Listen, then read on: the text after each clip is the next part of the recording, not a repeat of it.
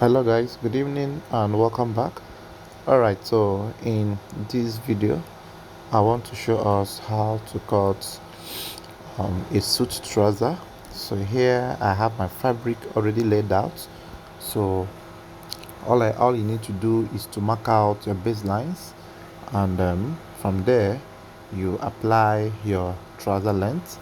So now the length I have is a length of 40, right? So you mark 40 there, and then you add extra 2 inches here, right? Then after that, the next to do is you also mark the same thing on the inner seam, inner leg. So you mark 40 or whatever be the length you have. Then you now add extra 2.5 at the inner seam, right? Now to get your crouch, you have to divide your hips by 4 and then mark your crouch. Then to get your knee, you have to measure from the crouch depth to the ankle point, divide by 2, and then come up by 3 inches. That is how to get your knee.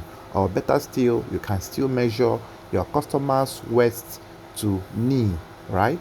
So you mark it there. Then once you mark it, you extend the lines as shown to make sure that the lines are in a straight form. Then you now bring your ruler and extend the lines outrightly in this form. So while doing this, you make sure as well you know that the foundation of this trouser is solely on the measurement. If your measurements are correct, you are going to get a perfect sewing. If your measurements are not correct, obviously you end up having a wrong sewing. So at the ankle there, one edge there was 2 inches while the inner leg was 2.5. The reason is it will help you to balance your trouser when folding in order not to make the inner leg to jump up after joining, right?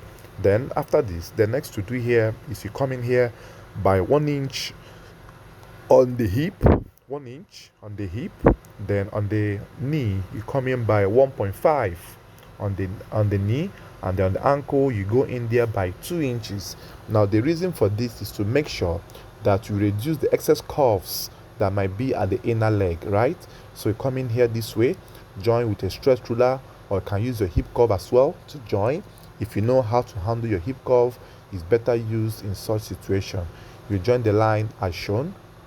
Make sure that the line is blending the way it is here.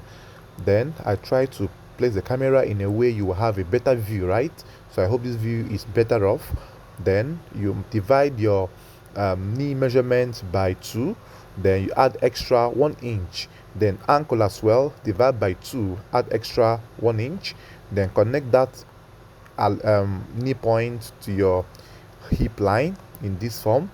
This way, remember your hip was divided by 4, and as well the lap measurement was applied there, divided by 2 as well.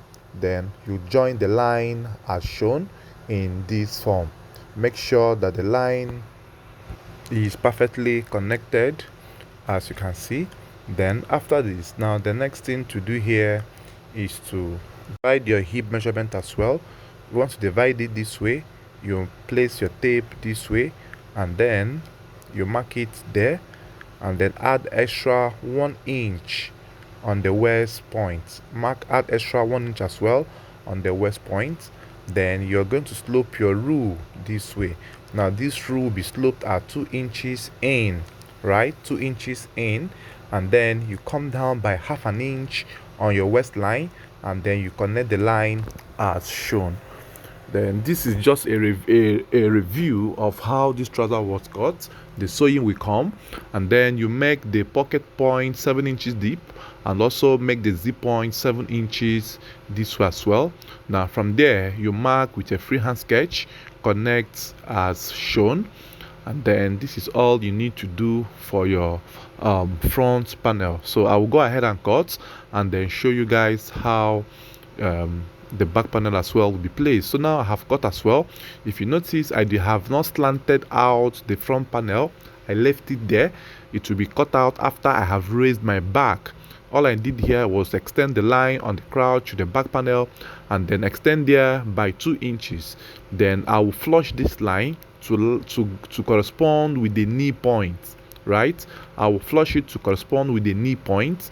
Then after which, then what I will do next here is I will now remark my hip measurement by 4 and then add extra 3 inches there, or 2.5 depending on your customer's size, right? So you mark it that way and add extra 2 inches, 2.5 or 3 depending on how you want it to be.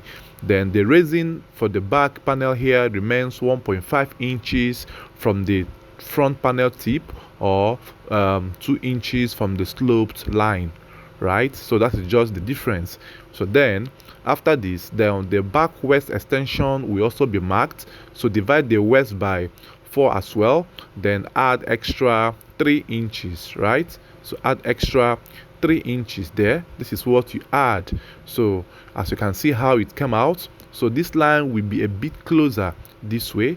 You draw the line straight, and then with your freehand sketch as well, you make a curve from here and go up this way, right? So this pattern of trouser does not need any allowance at the back panel, only on the crotch area and the waist area and the back raising. You are going to cut the front and back panel to be equal on both ankle side and knee side. Look at how the cutting is done. Please make sure that your measurement is correct before you can use this method, because after sewing there will be no room for adjustments or alteration or whatsoever. So I just have to iron out the edge to make sure I cut exact of this. There is no allowance anywhere. So the front panel is where I am slanting now, so I have to cut out the front panel. All right guys.